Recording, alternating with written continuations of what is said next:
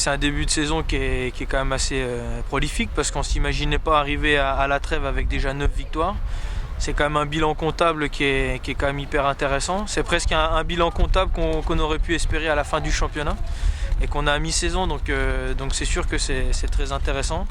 Et puis ça nous permet surtout de travailler dans un climat de sérénité et de confiance assez intéressant. Ouais, à Strasbourg, qu'est-ce que ça vaut là?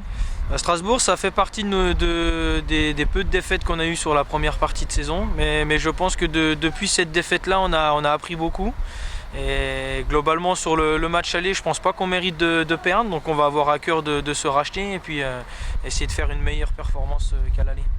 Bon, quelles sont les qualités de ton groupe là? Il est réceptif, comment tu vois ça? Mais je pense que tu as donné la réponse dans la question, c'est un groupe, c'est des garçons qui vivent bien ensemble. Et je pense qu'avant toute chose, pour avoir des résultats, c'est quelque chose de très important.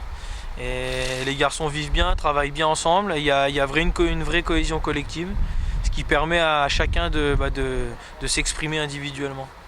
Alors quels sont les jeunes au plus fort potentiel là, qui sont censés alimenter l'équipe première dans quelques années?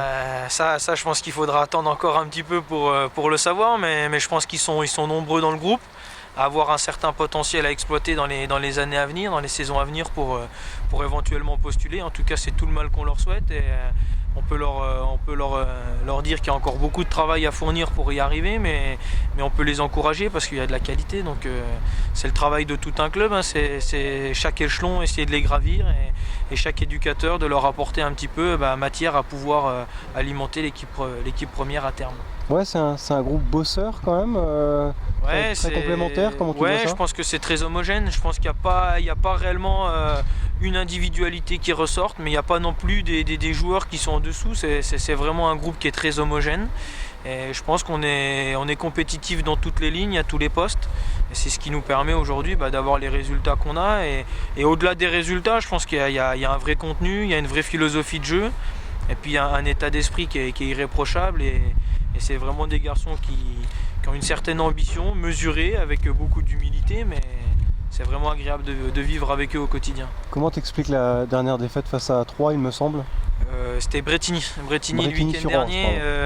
Je pense qu'il y a eu une accumulation de fatigue aussi un petit peu. On a tiré beaucoup sur eux pour leur en demander beaucoup. Un déplacement compliqué, assez lointain aussi. On a loupé le coche, je pense, en première mi-temps. Et puis la deuxième, on a souffert un petit peu plus athlétiquement sur un adversaire qui avait certainement un petit peu plus d'armes que nous dans ce domaine-là. Et malheureusement, ça nous a fait défaut sur la seconde période. Donc l'objectif fixé, est-ce qu'il a changé ou... L'objectif fixé au début de saison, c'était de se maintenir. Je pense qu'on l'a atteint à mi-parcours. Maintenant, il faut être vigilant parce qu'il faut savoir se refixer des objectifs parce que c'est comme ça qu'on avance.